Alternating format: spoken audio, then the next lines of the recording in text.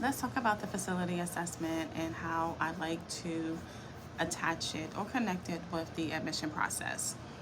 All right, and I'm going to use the example of one of my DONs was going to be receiving a peritoneal dialysis resident.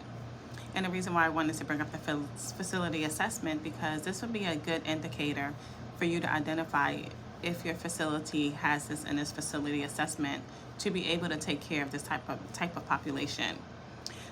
So your facility assessment is one of those things that you just might not know as a new DON until you again are put into a situation, and the admission process could be one of those situations. So going into a facility as the nurse leader, one of the things that I highly encourage you to do is get a hand on your facility assessment.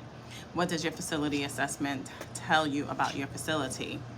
In general, your facility assessment tells you what type of population, resident population, that you are able to provide service to within your facility. And with that in mind, it will talk about anything along the lines of the type of acuity of the population, the type of diagnoses, any type of medications, any type of equipment, such that would be utilized in that facility to take care of that specific population that you have identified that you provide services to. Within that facility assessment also is going to be your operating budget, okay? And with that, again, it's going to talk about things from like a staffing level, which is very important. It's going to talk about the type of education that the staff members are going to be able to have in order to provide services for that type of population. So in this situation, we were talking about my one DON accepting a resident who was receiving peritoneal dialysis. So I wanted to bring it back to the facility assessment to say, does your facility assessment identify this inside of that assessment for you to be able to care for that type of population? And if not, then what are you going to do to take care of that population? And it's not to say that you are not able to do it because it's not listed in your facility assessment. It is to say that, all right, this hasn't been identified as the target population that we have identified to provide services to, but now let's revisit it, okay? Especially if you are a facility and you are in need of admissions. Okay, this is a great opportunity to kind of have a specialty in your facility. Okay, with that in mind though, that facility assessment would then have to be updated. It will have to be updated in terms of the type of resident that you're going to be accepting. It needs to be updated in terms of the type of equipment that you might need to care for that specific resident. And then the type of education that those who are providing services, such as the nurses or the CNAs, would require in order to safely take care of that resident. And then again, looking at what you have in the facility and the community around you, such as your resources, in order to provide services again for that particular population. So if you are looking to expand and perhaps, start taking on a population such as peritoneal dialysis or a ventilator unit, okay, these are specialties, okay? So then you will have to start looking at that facility assessment again and thinking about everything that you would need to do as a nurse leader to safely provide care for this particular population 24/7. Okay, and before you do that, I would highly encourage you to speak with your medical director. What does your medical director say about your facility providing this type of service?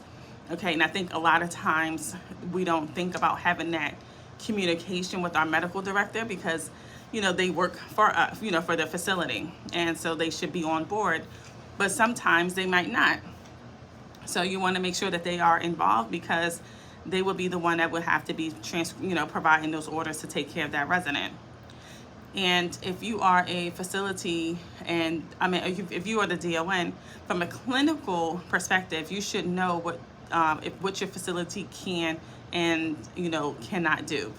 Just from clinically, you should know how clinically competent your staff is. Okay, so if you feel like you are in a position where you just don't feel like your nurses are able to care for this type of population simply because they don't have that skill set, then perhaps, having someone do thorough education before you accept that resident.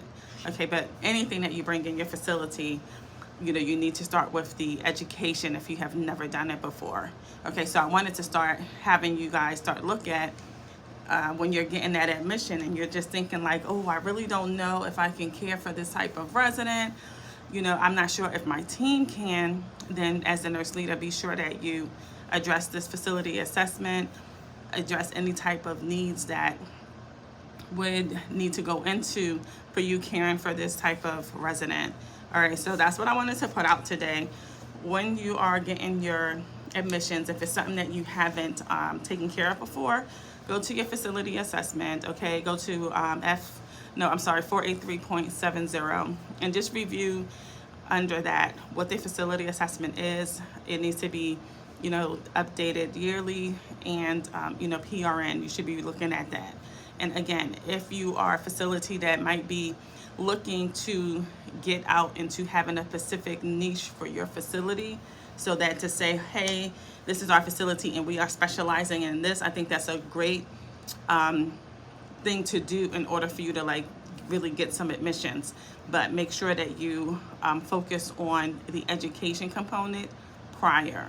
Okay, don't accept it until you have a plan in place on how you're going to teach your staff to care for that type of population. All right, so review that facility assessment under administration 483.70. And let me know if you have any questions.